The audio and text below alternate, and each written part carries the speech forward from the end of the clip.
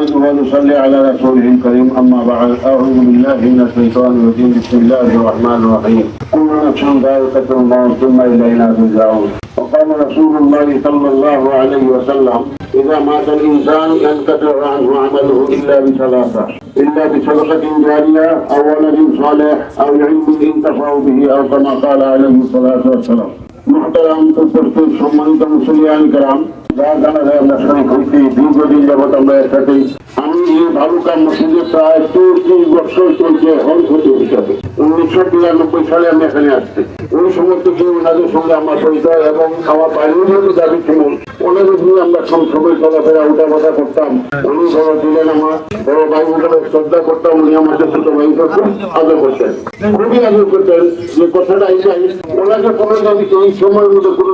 কোনো ঝগড়া ফাঁকা করতে দেখি নাই কোনো কিছু দেখি নাই সময় সোজা সাদা মাথা লোক ছিলেন। যাই হোক আমি একটা কথা বলবো সামাজিক জীবনে চলাফেরা করতে গিয়া ওনার দ্বারা যদি কেউ কোনো কথা আঘাত পেয়ে থাকেন ওনার আচার আচরণের কথাবার্তায় যদি কেউ কোনো আঘাত পেয়ে থাকেন শেষবারের মতো ওনাকে ক্ষমা করে দেওয়াটাই উত্তম অনেকে ক্ষমা করে দেওয়াটাই উত্তম আমি আপনাদের কাছে পরে করে ক্ষমা চাচ্ছি ওনার পক্ষ থেকে যদি কোনো অশালীন বা কোনো কাজের মধ্যে কথাবার্তার মধ্যে ব্যবহারের মধ্যে কোনো কষ্ট পেতে পারে থাকেন আল্লাহ একটা মাফ করবেন।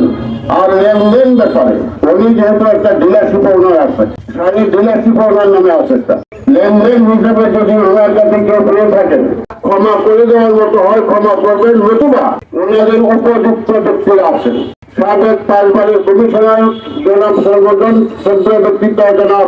আবুল কাসেম ভাই এখন পর্যন্ত জীবিত আছেন আব্দুল কাদের কমিশনার এখনো আছেন তার বড় ছেলে হয়তো সংখ্যা লোকটাকে রাখতে পারেন নাই তার পক্ষ থেকে আমি বলছি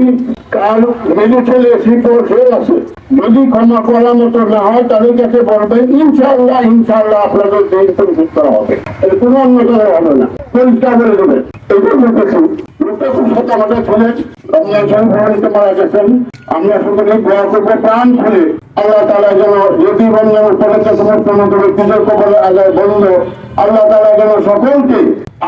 আবাদের জন্য সকলের কবর আজাব আল্লাহ তাআলা বন্ধ রাখেন আল্লাহ তাআলা আমাদের সবাইকে এই মসজিদের জন্য দোয়া করা তো বিকাশ দোয়া করুন আল্লাহ তাআলা এই মসজিদকে যাচাই খাওয়া যান ওনার জীবনে যে কোনো একটা ভালো কাজকে ওসিলা করিয়া ওনার সারা জীবনের সমস্ত গুনাহকে মাফ করে দিয়ে আল্লাহ তাআলা ওনার কবরকে জান্নাতুল ফিরদাউস নসিব করুন আমিন ওয়া আখিরু দাওয়ানা আলহামদুলিল্লাহি রাব্বিল আলামিন আসসালামু আলাইকুম ওয়া রাহমাতুল্লাহ।